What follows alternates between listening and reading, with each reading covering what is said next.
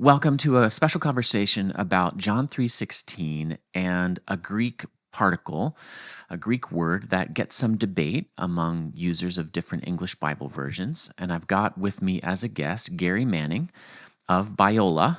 And what I like to always do is ask my interview guests how they serve the body of Christ. So I've already given a part of that answer, but Gary, could you answer that for us? How do you serve the body of Christ?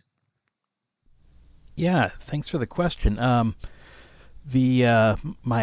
role here today is as professor of New Testament at Biola University, and most of my students are Master of Divinity students. So I appreciate the chance to help prepare them for one aspect of their ministry.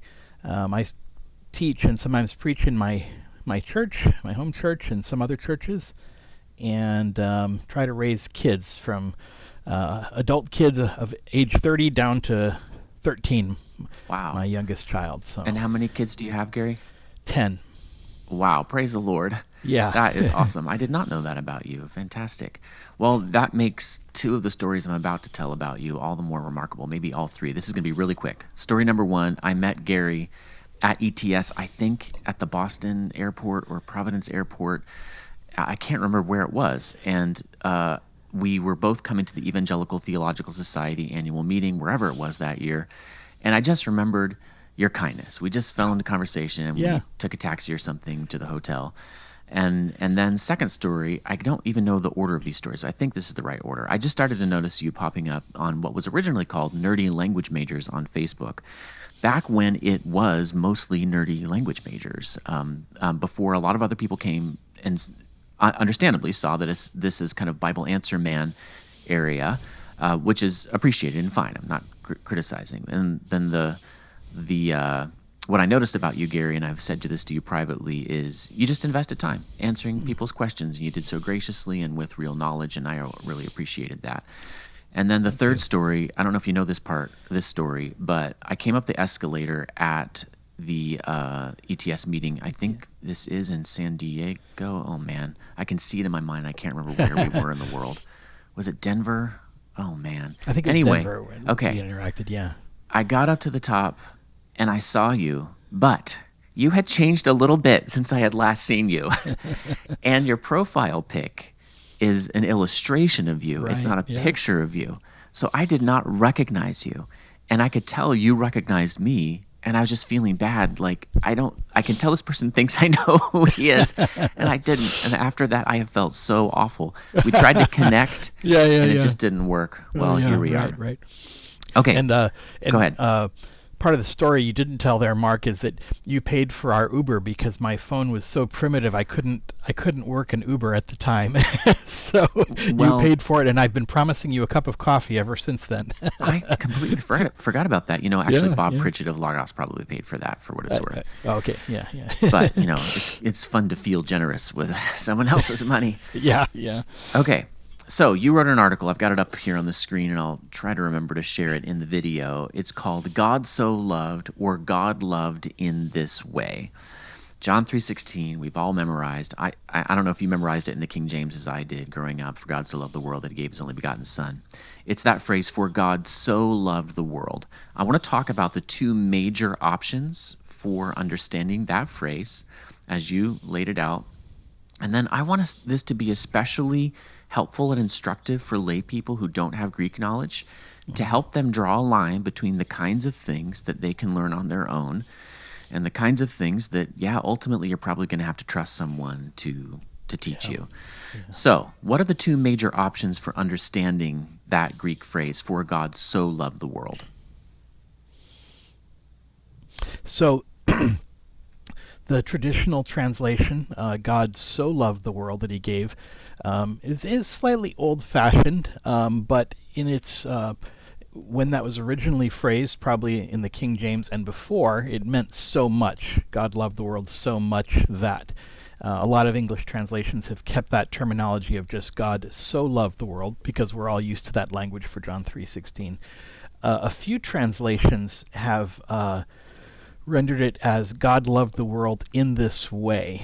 And of course, even in English, so can have both senses. It can Right. mean in this way or so much that. So I think only three kind of major English translations have changed their wording to mean something like God's loved the world in this way. He gave his only son.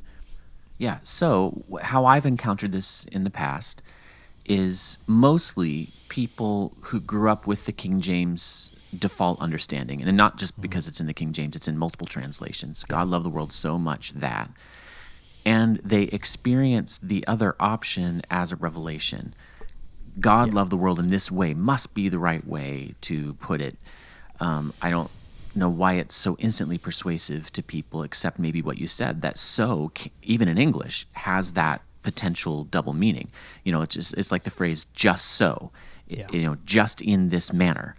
And then people like this, they want to go on Facebook and gently or not so gently correct everybody else or enlighten everybody else about what the phrase really means. So let's imagine that you are encountering someone on Nerdy Biblical Language Majors on Facebook, a faithful layperson who reads his or her Bible and encounters this, interpretive question, which one is it? And says, which one is it to you? Instead of giving the answer right away, if you were to have them seek the answer, what kind of counsel would you give them? A layperson who has not had the opportunity in God's providence to study Greek. Oh, yeah. I think one thing to do if you can't look at it in Greek would be to find out what older translators meant when they said this, because it's ambiguous in modern English. Is it actually ambiguous with when older translators made this choice? Was it ambiguous when they did that? And of course, a word like "so" is hard to pin down. You look up "so" in a dictionary, and you just get an immense amount of definitions. So I went to the Oxford English Dictionary to try to wade through the "so." And part of the reason for using the Oxford English Dictionary is because it traces usage back over centuries, back to earliest uses. That's also a little bit out of reach of the average person unless they want to pay the, $150 a year for access to the Oxford English library. Dictionary. I've had access for years through my local library electronically. Oh, really? Oh, that's nice to know. I have it through my university library. So that's good to know that it's available there.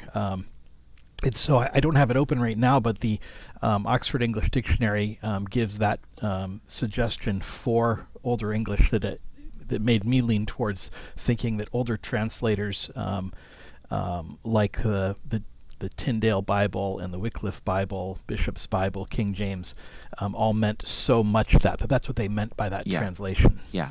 So that's step one. And, you're right to question how accessible is this. But, to someone who hasn't studied Greek, people who haven't studied Greek, what kind of access would they have to an expensive resource like this? Yeah. But I've encountered that question over and over again through my work on the King James, specifically access to the Oxford English Dictionary. Yeah. And it is just barely doable. I don't have the copies right now. They're out in my garage as I await building an office in there, but I have physical copies that you can get, and if you keep your eye out, you can get them for cheap. They've been around quite a long time. Physical copies of the OED? Yeah, I have. Yeah. I have the 2-volume edition in microprint. I cannot say I actually use it for more than a prop because the electronic edition is just so much easier to use and it is more up to date. Although with a lot of these words, if the point is looking at what it used to mean, then it doesn't matter if you're looking at a 100-year-old entry. They're going to record what it used to mean. So that might be step one. Make sure that you're understanding the English. And a really key way to do that is to go look at the King James in particular and look at it through the lens of the OED. So that might be step one. And before they get a direct answer from you, if you're saying, I'm not just going to give you a fish, I'm going to teach you how to fish, where else might you point someone who just wants to know, I just want to know what God said here. Which one is it? I'm wrestling a little bit with the question where to go without, because of course I jump immediately into Greek resources. Right. So, I'm struggling with how to do that at this point. And you that's could look okay. at multiple English translations that are later than the King James, more recent ones. The tendency with very well-known verses is that translations are more conservative, and I mean conservative in the sense of trying to keep the same wording. Right. If you go through a translation that's much more flexible, like the NIV, you get to those well-known verses, and you'll notice they weren't very flexible in those well-known Right. verses. They stuck Right. close. So that helps in some places. Here, a lot of Bibles stuck with "so," even as it became perhaps less clear in English. Yeah, I think you're exactly right there. You want to check multiple translations while being aware that, especially in verses like John 3:16, Psalm 23:1, phrases that are just like baked into not just the Christian church, but really all of the English-speaking world. Even non-Christians know, for God so loved the world. Modern translations are going to tend to stick with more traditional wording there at the Yeah. risk of being misunderstood.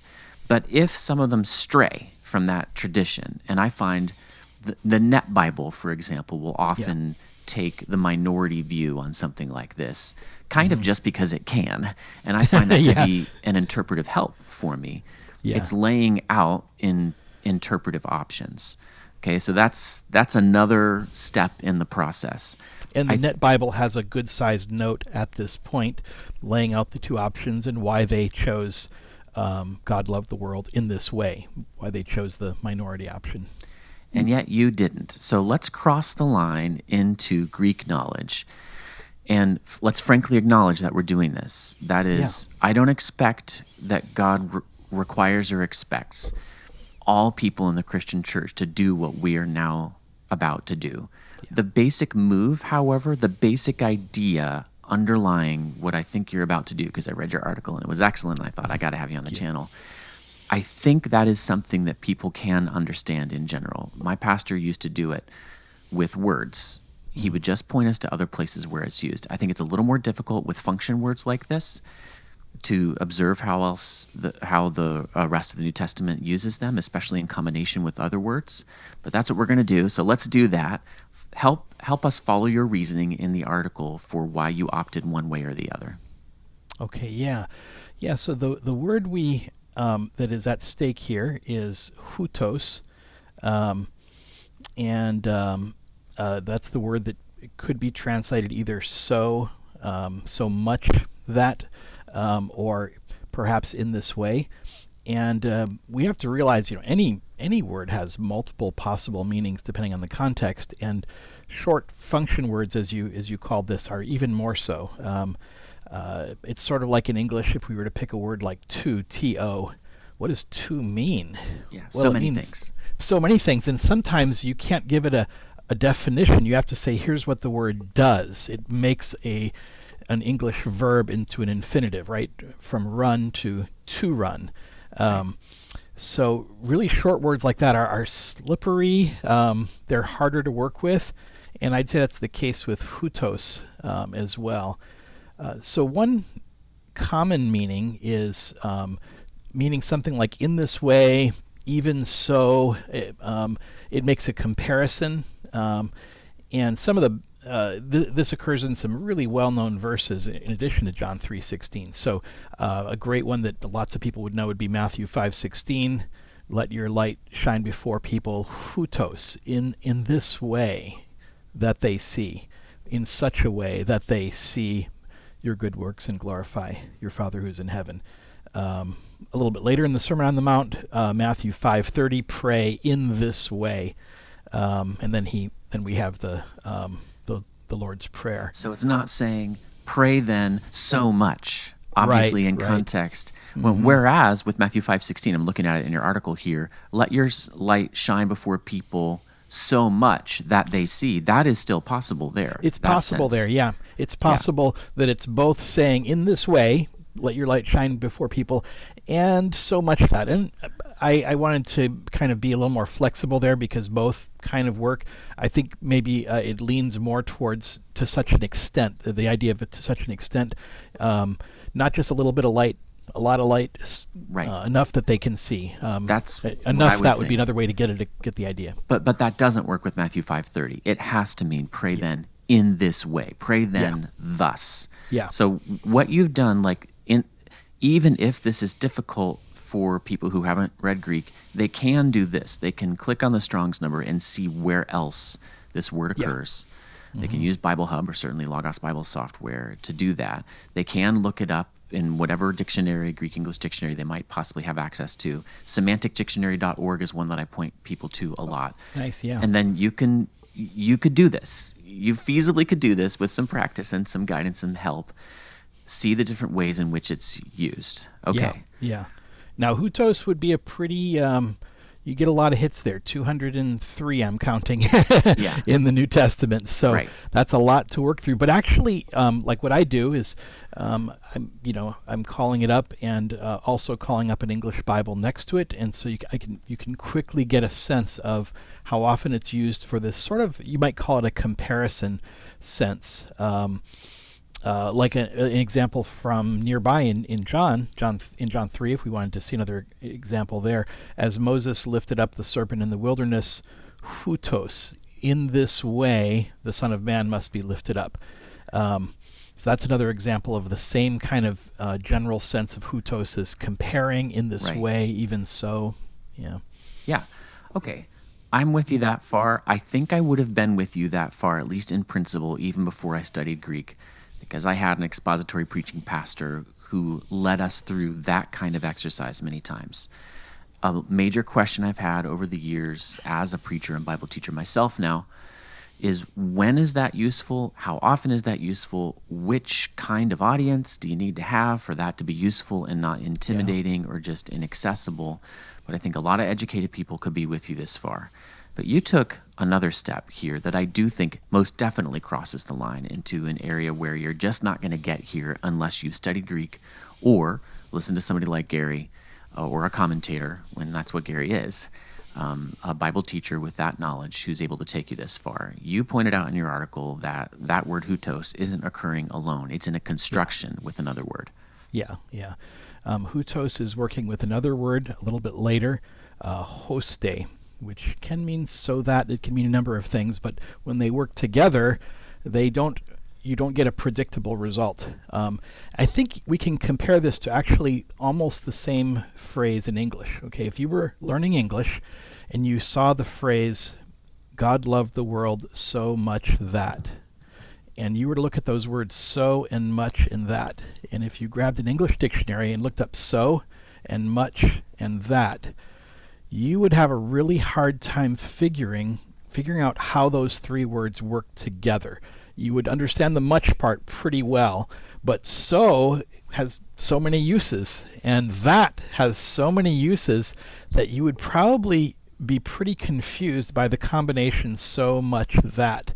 From the perspective of lots of other languages in the world, that combination wouldn't work in their language.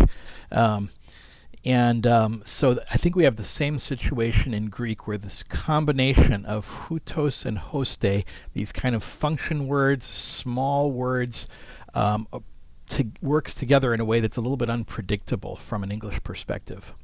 So what do you get to from a Greek perspective? Yeah. Where did this make you land? Yeah, so the way to do this is to look at lots of combinations of hutos and hoste where it occurs like this. Hutos, something, hoste, something.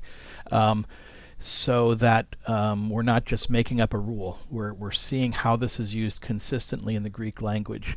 And we find pretty consistently, but not an absolute rule, most of the time this means to such an extent that. Whatever the first part of the sentence is happening, to such a great extent, or to some sort of an expansion of how much it's happening, or how good it's happening, or how great it is, that the second part of the sentence is happening. Yeah. I mean, so you're applying the same principle, which I've always enunciated as usage determines meaning.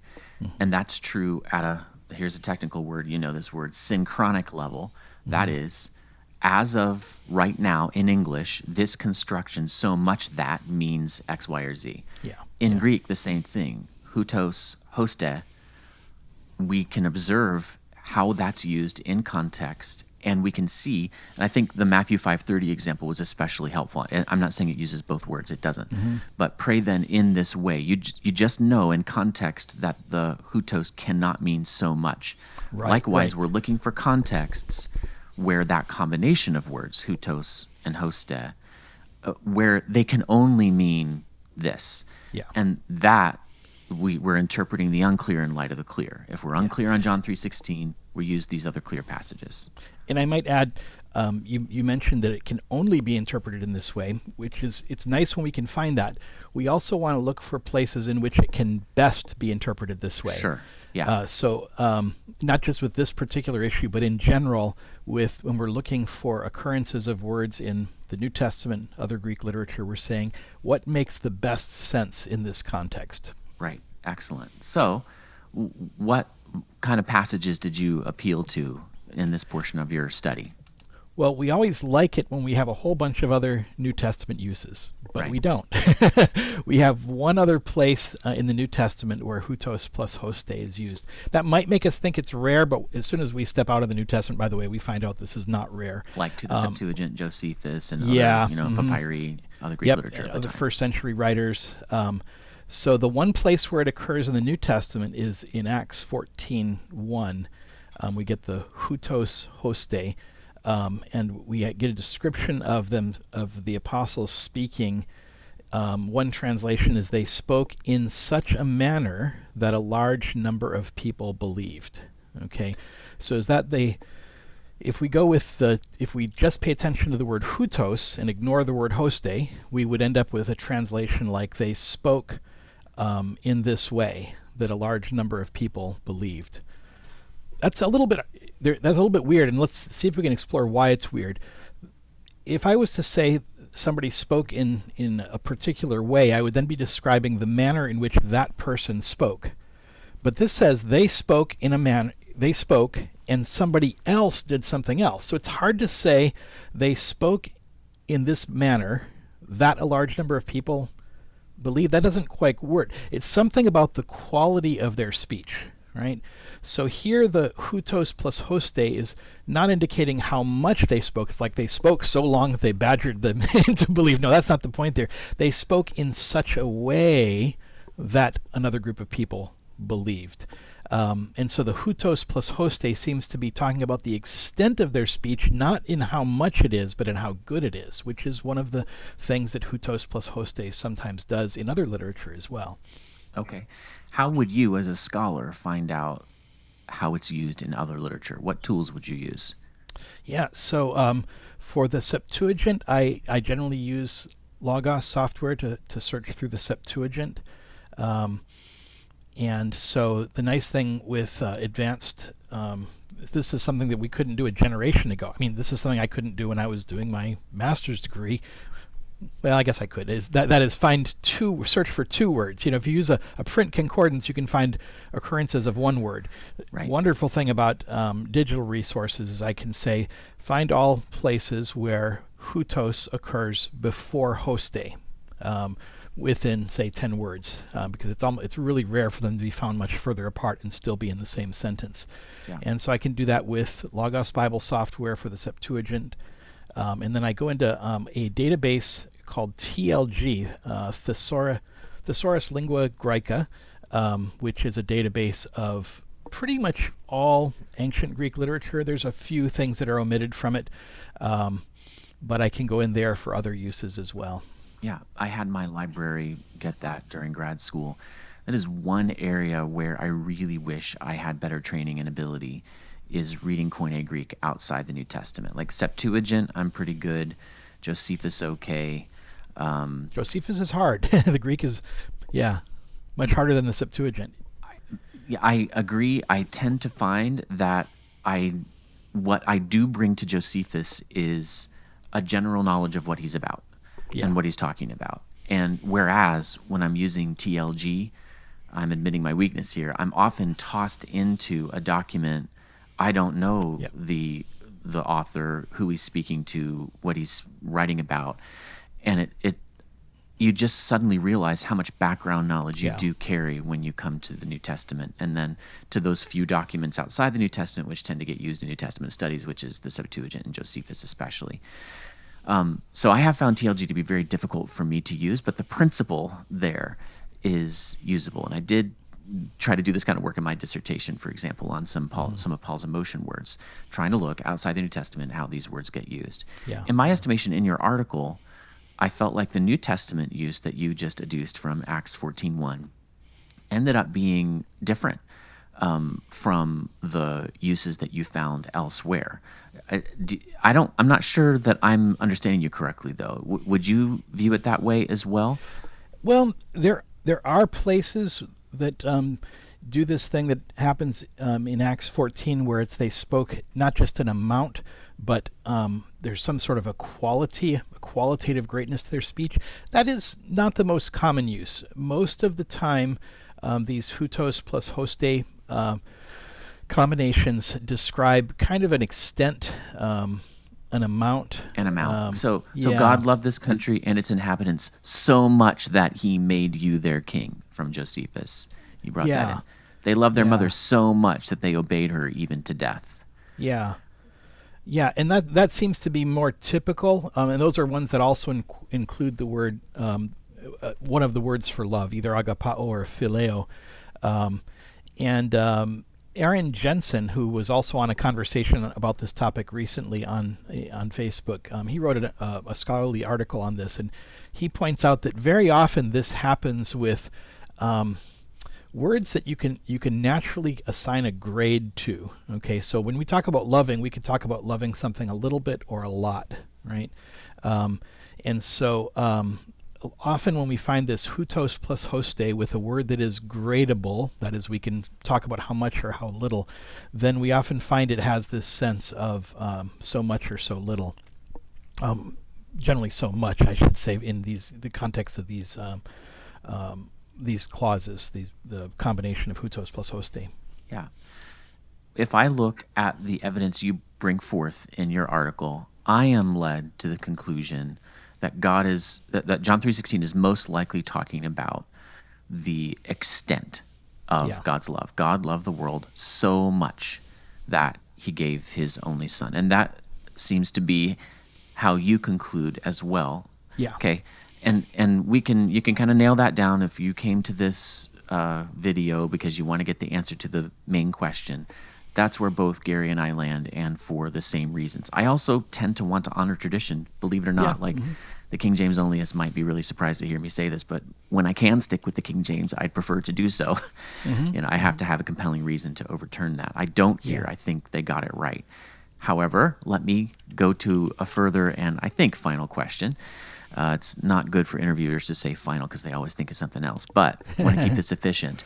When would you conclude, under what hermeneutical circumstances would you conclude, Gary, this author was being intentionally ambiguous or trying to include both ideas, so much so and in this manner? Yeah. Actually, I think even as soon as we say so much that, we are actually including both senses. So if someone says John 3:16 means God loved the world in this manner, they're saying only manner. This is only the manner. If someone translates it so much that, or so, they're actually saying both. That's kind of what this phrase does. Love so much that indicates also this is the way he did it, but it also illustrates an immensity of it. Yeah, wow, that is excellent, because I did think to myself, okay, even if I conclude that I'm going to stick with tradition here, God loved the world so much that he gave his only begotten son, it's not as if I'm going to tell the people who say, no, it's God loved the world in this way, that they're wrong. They're not wrong. It's true. He did love the world in this way, that he gave his only begotten son, that whosoever believeth in him should not perish but have eternal life. But one advantage then of the traditional interpretation and translation is that it really does include both answers. And I think something else, and I just want to bounce this off of you, something else that people ought to conclude when they see the Net Bible going one direction along with, whatever other translations, and then maybe the majority of English evangelical translations sticking with the King James tradition, they should not see them as in competition or in, what's the word I want, a zero-sum game, right? They're both trying to do the same thing. It's okay that they come to slightly different conclusions about how to do it, because some of the things God says include some measure of ambiguity. And then when it comes right down to it, neither interpretation is contradicting the other, and one includes the other. I find that happens frequently. I mean, would you agree with that basic line of reasoning?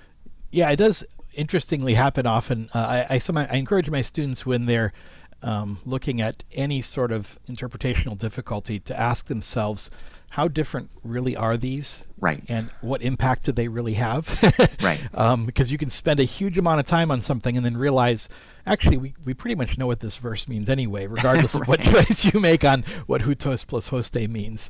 So, yeah. However, somebody's got to do it. Somebody's got to sit down and come up with exegetical reasons and reasons in the synchronic usage data, looking at how other Koine Greek speakers spoke and wrote. Well, I guess we can't hear how they spoke. We know how they wrote. And determining, okay, what should we do? And once you've done that, then you don't have to do it again, except as a hermeneutical exercise, which is exactly what we've done. So let's exposit this briefly, Gary. This is our real heart in this. I know this is true for you too. Mm-hmm. It's the truth that we're getting at. God loved the world so much, that he gave his only begotten son. And I'm a father, you're a father of 10. I bet, no matter what your theology is, your kids sometimes sin. And as a father, sometimes you're either tempted to be angry or you stray into sinful anger, and I have done that. That's something I've been really working on in the last year, especially as my kids get to be teenagers. I just find it's a different dynamic. And I sometimes, when my kids really sin, I think about this. I think, God loved the world of a bunch of sinners like this, like me, who offend him so much that he gave his only son. Am I really showing that kind of love to my kids right now when they just did that thing I told them a million times not to do? You brought this verse to my attention in a new way, and I find that these academic explorations really do bring the truth to me. I don't get lost in them. To me, they clarify the truth, even if that means clarifying pointing out this is a gray area. There is some ambiguity here. So thank you so much for that work. Thank you so much for joining me here on Word on Words, and thank you for using your gifts to serve the body of Christ. Thanks for the invitation. Great time to discuss this together.